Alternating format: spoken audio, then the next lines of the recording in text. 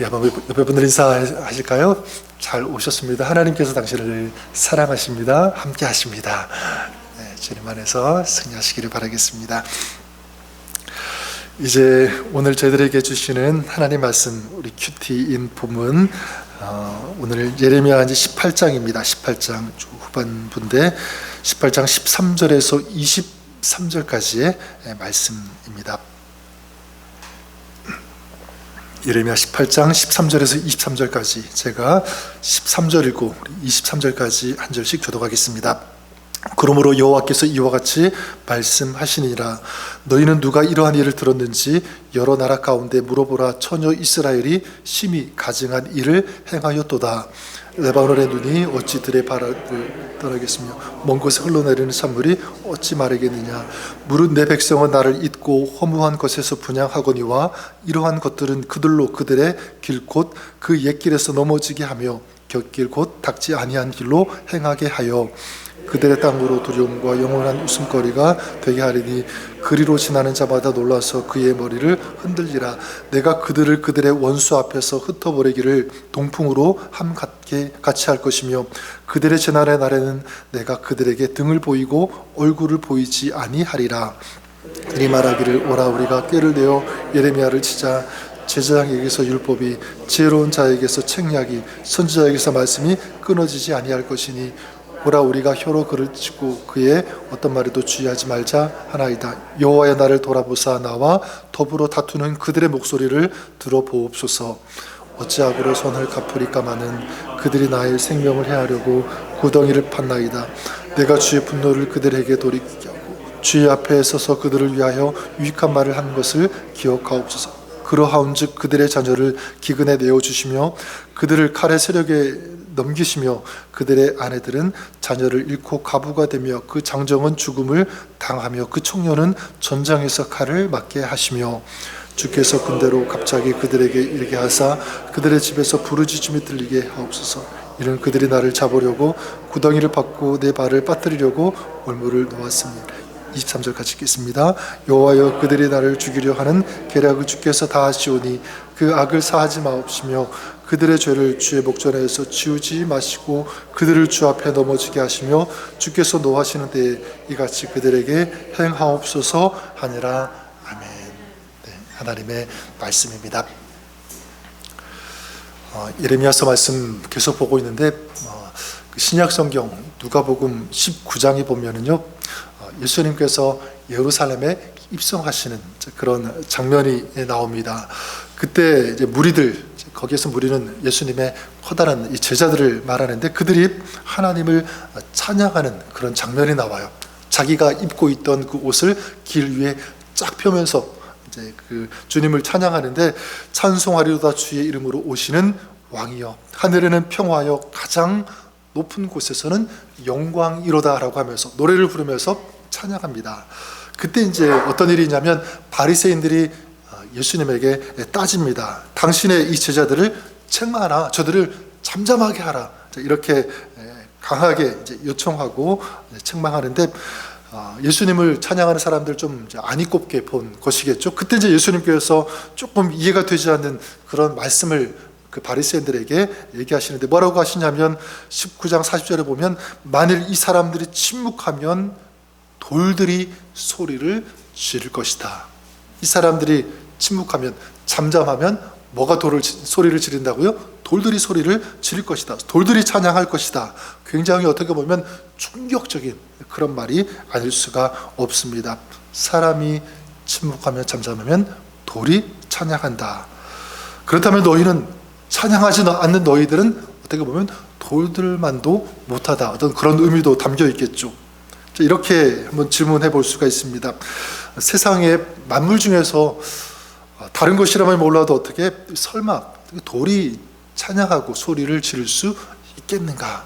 이런 질문 가져볼 수가 있겠죠. 근데 저는 생각할 때 그것이 정말 가능하다라는 그런 생각을 가질 수 있었습니다. 왜냐하면 모든 만물을 누가 지으셨어요? 하나님께서 지으셨기 때문에. 그리고 하나님께서 이 모든 만물을 지으셨다는 것은 뭐냐면 모든 만물이 누구를 찬양할 수 있는 거죠? 하나님을 찬양할 수 있다는 것입니다. 그래서 시편 148편에 보면 시편 기자가 뭐라고 합니까? 해와 달에게 하나님을 찬양할 것을 선포해요. 해와 달아 그를 찬양하며 밝은 별들아 다 그를 찬양할지어다 노래하죠. 그뿐만이 아니라 하늘과 하늘 위에 있는 물들까지 찬양할 것을 선포하고, 그뿐만이 아니라 불과 우박, 눈과 안개 이런 것들도 하나님을 찬양하라. 다시 말하면 너희들도 하나님을 찬양할 수 있다라는 그런 의미 아니겠습니까?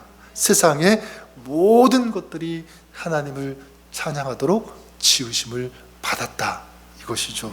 그런 맥락에서 오늘 말씀에 하나님께서 이 자연을 예로 드시면서 유다에게 어떤 메시지를 주시는데, 저는 14절 오늘 이 말씀을 같이 좀 나누기를 원합니다. 14절을 다시 보시면 레바논의 눈이 어찌 들의 바위를 떠나겠으며 먼 곳에서 흘러내리는 찬물이 어찌 마르겠느냐. 레바논의 눈이 어찌 들의 바위를 떠나겠으며, 이 레바논의 눈은 산 위에서 항상 덮여 있다는 것입니다. 그리고 먼 곳에서 흘러내리는 찬물이 어찌 마르겠느냐. 흘러내리는 물은 일관되게 변하지 않게 아래로 흐른다는 거죠. 마르지 않고 이렇게 흘러내리는 그 물. 이 자연의 모습을 통해서 지금 하나님은 누구를 책망하고 계시냐면 유다를 책망하고 있는 것입니다. 어떻게 보면 책망이라도 할 수 있지만 저는 하나님의 아픔인 것 같아요. 그리고 하나님의 슬픔. 자기의 백성 유다가, 자연은 이렇게 변함없이 흐르고 산을 덮고 있는데 지금 유다는 그렇지 않다는 거죠. 지금 너희들은 이런 자연과 같이 절개를 지키지 못하고 자기를 버리고 하나님을 버리고 우상을 섬기는 너희들, 하나님의 아픔입니다. 그래서 15절에 구체적으로 말씀하고 있죠. 물은 내 백성은 나를 잊고 허무한 것에 분향하거니와. 자연도 이렇게 변함없이 일관되게 그 자리를 지키면서 도리를 다하고 있는데 너희들은 나를 잊었다. 허무한 것, 그 우상에게 분향하고 있다, 섬기고 있다. 바로 이것입니다. 저는 오늘 이 자연을 예로 유다와 비교하시며 말씀하시는, 아파하시는 하나님의 이 말씀을 우리에게 주시는 말씀으로 듣기를 원합니다. 그리고 우리가 저는 이렇게 적용했으면 좋겠어요. 그래서 14절 말씀 보면서 두 가지 적용을 하고 싶은데, 한 가지는 무엇이냐면 우리가 자연, 하나님께서 이 자연을 예로 들었던 것처럼 우리도 자연을 보면서 그 자연 속에서 하나님의 솜씨를 발견하는 것입니다. 느끼는 거죠. 하나님께서 얼마나 위대한 분이신지, 얼마나 크신 하나님이신지를 우리가 알고 느끼고 그 하나님을 찬송했으면 좋겠다, 이런 마음입니다. 그래서 이 찬송가 40장인가요? 주 하나님 지으신 모든 세계, 내 마음속에 그리워볼 때 하늘의 별 울려 퍼지는 뇌성, 주님의 권능 어디에 찾네? 우주에 찾네. 그런 하나님. 숲속이나 험한 산 골짜기에서 주저기는 저 새소리들과 고요하게 흐르는 시냇물은 주님의 솜씨 어떻게 하도다? 노래하도다, 이거죠. 주님의 높고 위대하심을 내 영혼이 찬양하네. 전 이런 찬양, 이런 고백이 우리의 마음속에서, 우리의 삶에서 울려 퍼졌으면 좋겠다는 것입니다. 이 가사처럼 주님께서 지으신 자연, 세계를 바라보면서 우리가 그 주님을, 하나님을 찬양했으면 좋겠습니다. 한치의 오차도 없이 움직이는, 하나님께서 지으신 대로 움직여지는, 들리지는 않지만 아마 저들도, 이 자연들도 하나님을 찬양할 거예요. 그렇죠? 그런 자연, 나무, 이런 꽃들을 보면서 우리가 우리 삶에 그랬으면 좋겠습니다.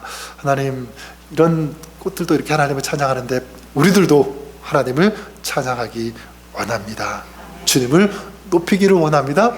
주님께만 영광을 올려드리는 그런 삶이 되어지기를 소망합니다. 이렇게 노래할 때, 찬양할 때 우리 하나님의 마음이 얼마나 흡족할지, 얼마나 기뻐할지 생각해 보게 됩니다. 시편 8편에 보면 다윗이 그랬죠. 여호와 우리 주여, 주의 이름이 온 땅에 어찌 그리 아름다운지요, 주의 영광이 하늘을 덮었나이다. 오늘 우리가 이런 노래, 이런 찬양을 올려드리기를 원합니다. 그래 여러분, 저는 하나님 앞에 뭔가를 특별한 대단한 것을 드려서 하나님이 기뻐하시는 것이 아니라 그냥 하나님이 지으신 이런 것들을 보면서 감탄하면서 하나님의 위대하심을 찬양하는 그 자체가 하나님께서 가장 기뻐하시는 그런 노래, 그런 예배가 되지 않을까, 그런 생각을 해보게 됩니다. 마치 여러분의 자녀들 혹은 손주들이 아빠, 엄마, 할아버지, 할머니 정말 대단하세요, 감사해요, 그 말 한마디면 되지 않습니까? 그럼 얼마나 마음이 흡족해요, 그죠? 다 주고 싶은 그런 마음이 아마 들 것입니다. 오늘 우리가 하나님을 향하여 그런 삶이 되었으면 좋겠습니다. 하나님의 하나님 되심을 인정하는 것, 그리고 하나님께서 행하신 그 일들을 찬양하는 것, 그리고 하나님께서 지으신 자연들을 보면서 그 하나님의 높고 위대하심을 보면서 찬양하는, 예배하는 그런 삶 우리 하나님께서 보실 때 기뻐하실 것을 믿습니다. 저와 여러분, 우리의 삶이 그럴 수 있기를 바라고요. 또 한 가지 우리가 말씀을 통해서 적용할 것은 무엇이냐면, 이 레바논의 눈, 그리고 레바논의 물을 예로 하나님께서 말씀하셨는데, 저는 우리도 그랬으면 좋겠습니다. 우리도 변함없이 이 눈처럼, 그리고 이 레바논의 물처럼 우리의 신앙도, 우리 하나님을 향한 우리의 사랑도, 우리의 마음도 변하지 않았으면 좋겠습니다. 이 마음입니다. 자연이 주님께서 지으신 대로 움직이면서 순종하듯이 하나님, 우리도 그렇게 순종하겠습니다. 모든 만물이 하나님을 경외하고 하나님을 높이는 것처럼 우리도, 우리의 삶도 하나님만을 높이는, 하나님만을 경외하는 삶 되겠습니다. 이런 다짐, 이런 마음을 갖는 것입니다. 자, 이렇게 하나님을 인정하고 노래하고 경외할 때, 그러면 하나님께서는 어떤 은혜를 우리에게 허락하실까? 오늘 말씀 16절을 보면 이렇게 말씀하십니다. 그들의 땅으로 두려움과 영원한 웃음거리가 되게 하리니 그리로 지나는 자마다 놀라서 그의 머리를 흔들리라. 자, 이것은 뭐냐면, 하나님을 버린, 다시 말해서 하나님을 찬양하지 않고 순종하지 않고 경외하지 않는 유다가 맞이하게 될 모습이죠. 두려움이 임하고 그들이 웃음거리가 된다, 조롱거리가 된다라고 하는 이 말씀입니다.